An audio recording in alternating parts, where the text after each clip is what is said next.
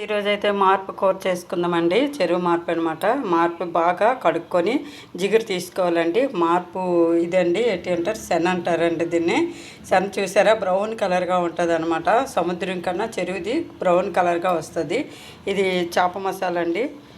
ఆవాలు, పచ్చిమిర్చి, ఎండుమిర్చి, చింతపండు నానబెట్టుకున్నది, నిమ్మకాయ అంతా, గరం మసాలా అండి.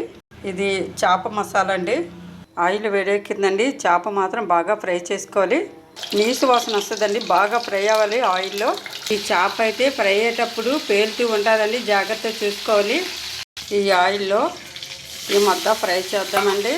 తగినంత కారం వేసి ఫ్రై చేద్దామండి. ఇందులోనే ఆవాలు, ఎండుమిర్చి కూడా వేసి ఫ్రై చేసామండి.